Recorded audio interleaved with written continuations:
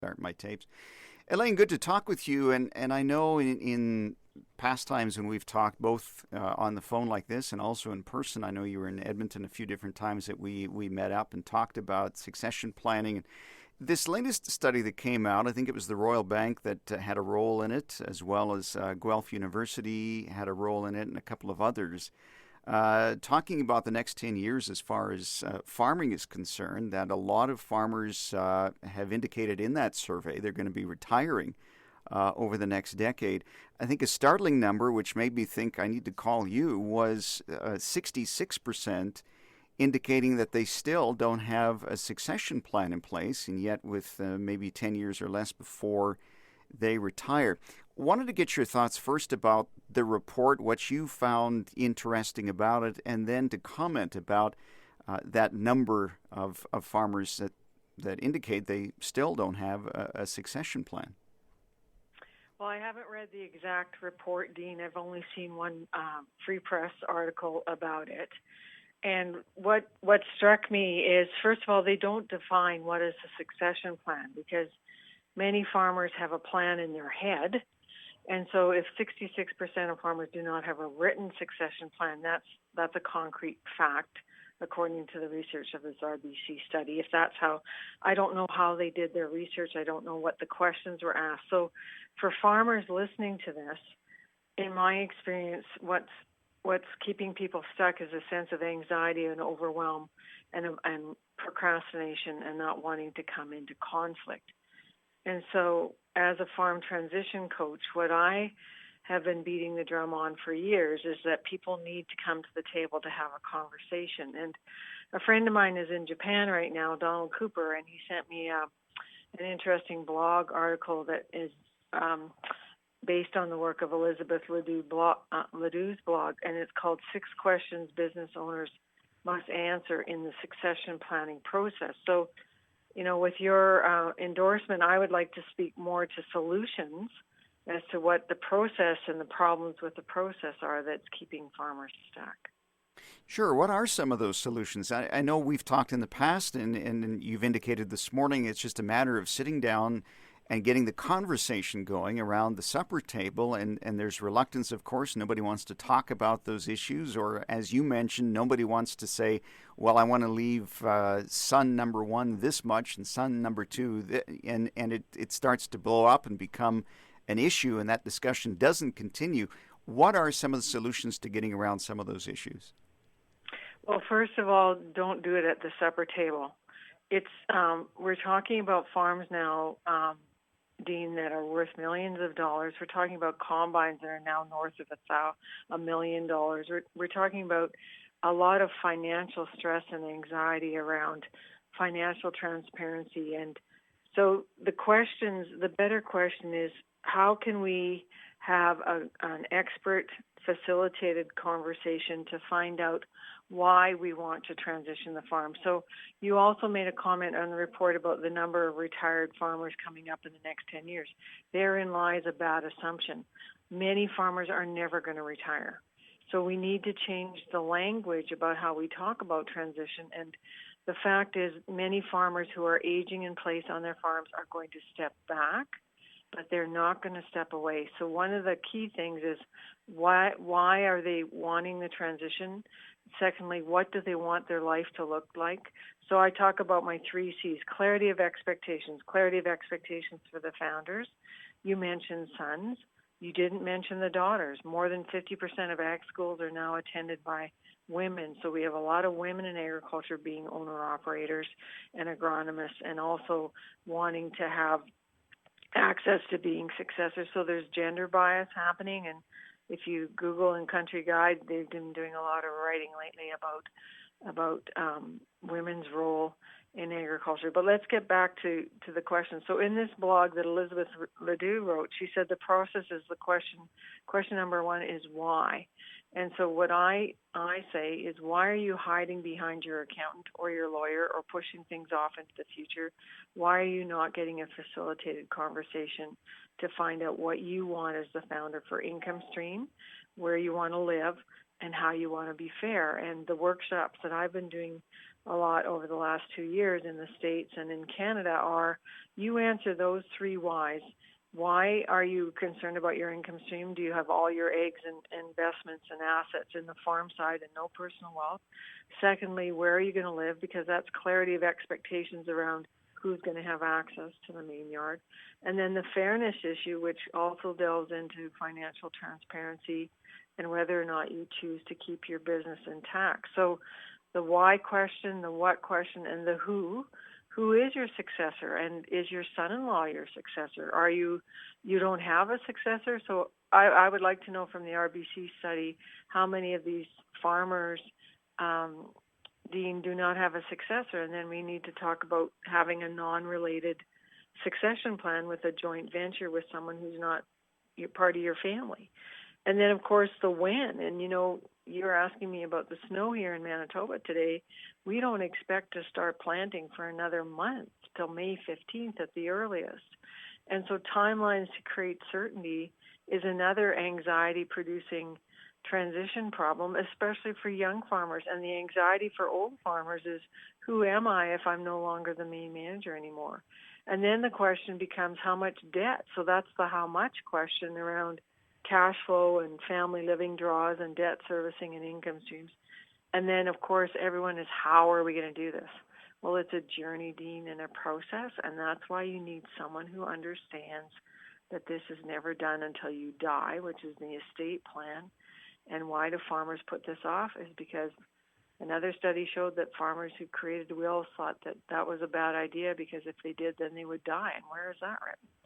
So it's if listeners would just go, why do we want to do this? What do we need to explore of expectation? Who is the successor?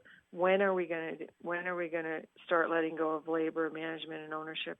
How much do we need to draw from the farm income inside, and how much do we have from personal wealth? And how do we want to do this? It's an unfolding of meeting with building a really good team of advisors.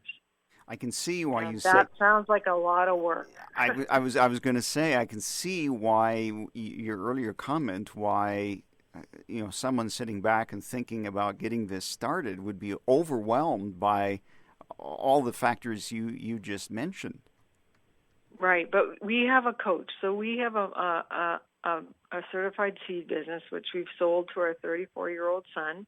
My husband is 66. He's stepping back, but he's still highly involved in the management and decision making. We have a collaborative culture on our farm where decisions are made collaboratively. We have employees. Everybody's clear about what their roles are. And tomorrow or today, I'm meeting with our accountant, and we're doing our year-end reviews and getting our income tax paid. And I'm on this journey, Dean, just like all of your listeners are. But what I need people to understand is that procrastination and conflict avoidance is killing agriculture. The other high stress factor now is interest rates are going up. Machinery is 10xing in price. Our grain cart that if we wanted to replace our grain cart, the price has gone up 10 times. So these are the factors. And then we have greed and entitlement. We have farm kids who've left the farm and gone on to other careers, but they think that just because they're a child of that farm family, they deserve to get a quarter of the farm. Where is that written? So we have lots of hard conversations to have, and you don't want to do it yourself. You don't want to do it at the supper table, because you're going to open up a Pandora's box, which you're not going to be able to navigate because you don't have the skill to see things objectively and to help people go through a process that's going to actually get them what everybody is thinking, feeling, needing, and wanting. Yeah, that's a good point. If some group came to you, like whether it was the Royal Bank or some other group, wanting to do a future study of this, and they said, Elaine, we want you to come up with the questions so we get a clear idea of the question of farmers retiring. As you say, some farmers never retire, and the whole idea about succession plans and what someone has in place or they don't have in place. What would be some of the questions you would ask in that survey to get a clearer picture of what's really happening? So first one is, what do you want as you age in place on this farm? What does a good day on the farm look like to you? And listeners can go to Dick Whitman's webinar that's on YouTube called Stepping Back Without Stepping Away. And I highly respect his work. So the questions I would ask are, do you know what your roles are going forward when you're in year 62, 72, 82, and 92? Okay, next question is, where is your income going to come for those years? And that's why I'm a big proponent of financial planners and people who can help you manage and determine where your financial security is going to be. Do you have a business vision as a successor that's different than the main managers? And are those visions aligned? Because the other problem, quite frankly, Dean, is you may have a father and mother who co-own the farm, and they don't want the same thing. So if the parents do not have a similar vision for how their roles are going to change, and quite often we have another whole status, this is fear of divorce, because if mom wants to retire to town and have a quieter, gentler life and be off Grand Central Station, i.e. the farm, and dad said, no, I need to be able to go to the shop every day, well, then you have role disconnection and confusion. So my whole approach would be to look at the ages of the people involved in the farm business and the tasks and the wants of what they want for those particular ages and stages. And, the Royal Bank is, as all other banks and credit unions, they're really key about wealth transfer, and they're losing the opportunity to give people security about their financial well-being on the family side. And so another question I would ask is, what do you actually need for family living? And I've just written an article on compensation and fair compensation, and FCC has a cost of living tool that people can look at to get clear about taking care of the basic needs of their family. So the approach I take is much like Chris Elaine, who wrote the book called The Naked Opus, and it's a holistic approach to looking at taking care of the needs of people and the family first, and then how does the business serve the family? And that's not a common approach for a lot of transition planners.